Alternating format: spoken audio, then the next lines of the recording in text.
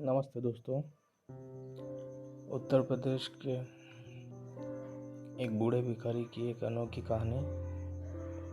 जो हर दिन एक भिखारी एक दरवाजे के पास जाकर भीख मांगता और घर का मालिक हमेशा घर के बाहर आते देखकर मुंह मोड़ लेता था। कई बार उसे गालियां देता, उसे धक्का देता और मारता भी था। इतना कुछ होने के बाद भी भिखारी के मुंह से भगवान तुम्हारा भला करे और तुम्हारे पापों को माफ़ करे ऐसा कहकर वहाँ से चला जाता। एक बार सेठ को धंधे में बहुत नुकसान हुआ और वो बहुत परेशान था। उसी वक्त भिखारी का आना हुआ और भिखारी को आते देखकर उसका गुस्सा दुगने आसमान पर चला गया और वो उस भिखारी को गाली गलौज देने लगा। गाली देते हुए उसने अपना आपा खो दिया और भिखारी को एक पत्थर फेंक कर मारा। भिखारी का सर फूट जाता है, फिर भी भिखारी उसे कहता है कि भगवान तुम्हारे पापों को माफ़ करे और वहाँ से चला जाता है। सेठ के ऐसा सुनते ही सेठ का गुस्सा शांत हो जाता है और वो इस बात का पता लगाने के लिए कि भिखारी उसे कुछ किए बिना वहाँ से चला गया, इसका पता लगाने के लिए वह भिखारी के पीछे पीछे जाता है।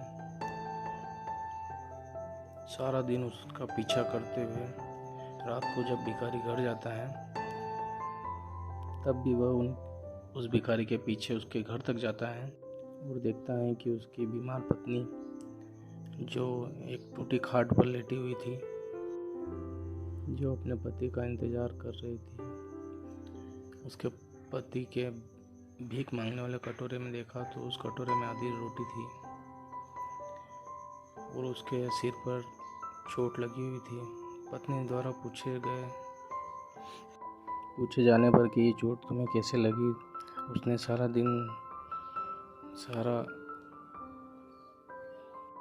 सारी बात बताई और फिर उस भिखारी ने गहरी सांस लेते हुए कहा कि ये सब हमारे पापों का ही परिणाम है जो हम अब भुगत रहे हैं।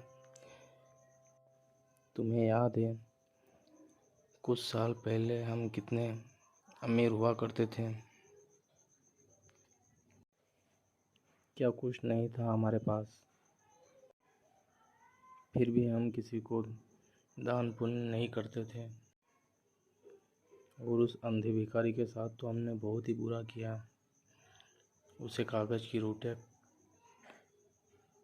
देते थे, उसे धक्का देते थे, मारते थे, गालियाँ देते थे। ये सब हमारे पापों का ही परिणाम है जो हम अब भुगत रहे हैं। उसकी पत्नी ने कहा, जी बिल्कुल सही कह रहे हैं आप।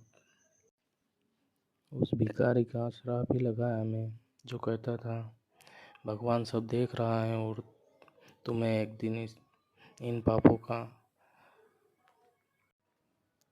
की सज़ा जरूर देगा।